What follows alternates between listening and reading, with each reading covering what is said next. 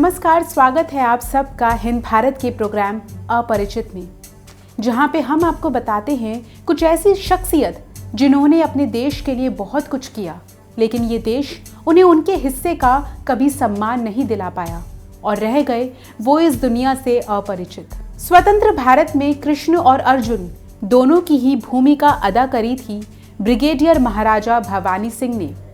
महाराजा भवानी सिंह जब इंग्लैंड पढ़ने गए तब जयपुर एक स्वतंत्र रियासत थी जहां उनके पिता की हुकूमत थी, लेकिन जब वो पढ़कर वापस लौटे तब यहाँ की रंगत बिल्कुल बदल चुकी थी।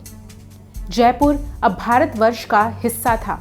भारत में अब राजतंत्र की जगह लोकतंत्र ने ले ली थी, लेकिन इतने बड़े बदलाव के बावजूद भी भवानी सिंह पे इस बात का कोई असर नहीं पड़ा, क्योंकि उनके दिल और दिमाग में एक बात बैठी हुई थी कि जन्मभूमि स्वर्ग से भी महान होती है और इस पर सब कुछ न्यौछावर कर देना चाहिए। फिर शासन प्रणाली राजतंत्र की हो या लोकतंत्र की, इस बात से कोई फर्क नहीं पड़ता। इस विचार को भवानी सिंह ने अपने जहन में कायम रखा और विलायत से पढ़कर आया ये राजकुमार ऐशो आराम की जिंदगी छोड़कर 1951 में सेना में भर्ती हो गया।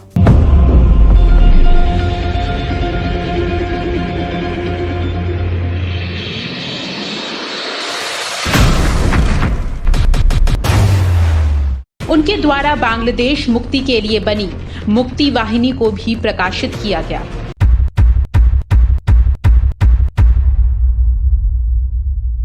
उन्नीस में भारत पाक का निर्णायक युद्ध छिड़ चुका था। भवानी सिंह 10 पैरा रेजिमेंट को कमांड कर रहे थे। उसी वक्त भवानी सिंह को 2 सूचनाएं मिली थी। पहली, सरकार ने राजा महाराजाओं को मिलने वाली प्राइवी पर्स समाप्त कर दिए हैं। दूसरी, उन्होंने देश की पश्चिमी सीमा पर युद्ध का मोर्चा संभालना है। भवानी सिंह ने बिना किसी शिकायत के जोश और जज्बे के साथ रण क्षेत्र में कूच कर दिया। इस युद्ध में भवानी सिंह ने अपने कमांडो को पैराशूट से उतारा था। ये भारत की पहली और सबसे बड़ी सर्जिकल स्ट्राइक थी, जिसमें भारत ने सबसे ज्यादा क्षेत्र विजित किया और सिंध के प्रमुख क्षेत्र छांचरों तक को अपने कब्जे में ले लिया। याद रहे कि छांचरों में 1972 में भारत का गणतंत्र दिवस मनाया गया था। बाद में शिमला समझौते के तहत इस क्षेत्र को वापस पाक को लौटा दिया गया। राष्ट्र प्रेम की जिस भावना के साथ भवानी सिंह इस युद्ध में मौत से जा टकराया, उसके लिए फैज अहमद का एक शेर है, जिस धड़ से कोई मकतल पे गया वो शान सलामत रहती है, ये जान तो आनी जानी है, इस जान की कोई बात नहीं। युद्ध पश्चात भवानी सिंह को दूसरे सर्वोच्च सैनिक सम्मान महावीर चक्र से नवाजा गया तथा इसकी रेजिमेंट को भी 10 शौर्य चक्र दिए गए। 1974 में भवानी सिंह ने सर्वैच्छिक सेवा निवृत्ति ले ली। 23 साल का सेना के माध्यम से राष्ट्र सेवा के बदले कोई वेतन नहीं लिया।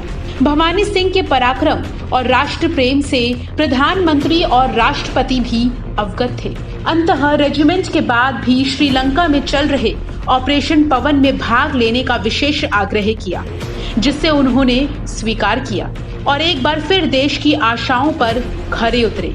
इसके लिए उन्हें आजीवन ब्रिगेडियर के पद से नवाजा गया। बाद में वे बुनराई में भारत के राजदूत भी रहे। 17 अप्रैल 1911 को ये वीर राष्ट्र प्रेमी मातृभूमि की गोद में सदा के लिए सो गया।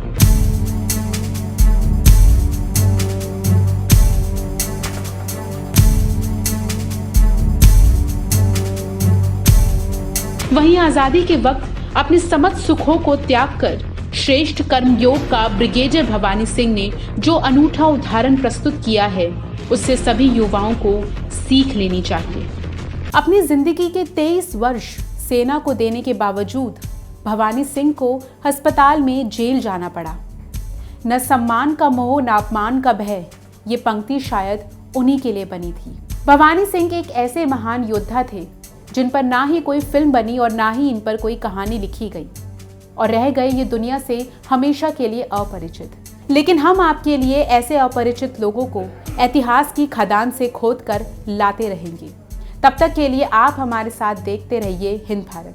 खबरों में बने रहने के लिए चैनल को सब्सक्राइब करें और ये बेल आइकन जरूर दबाएं।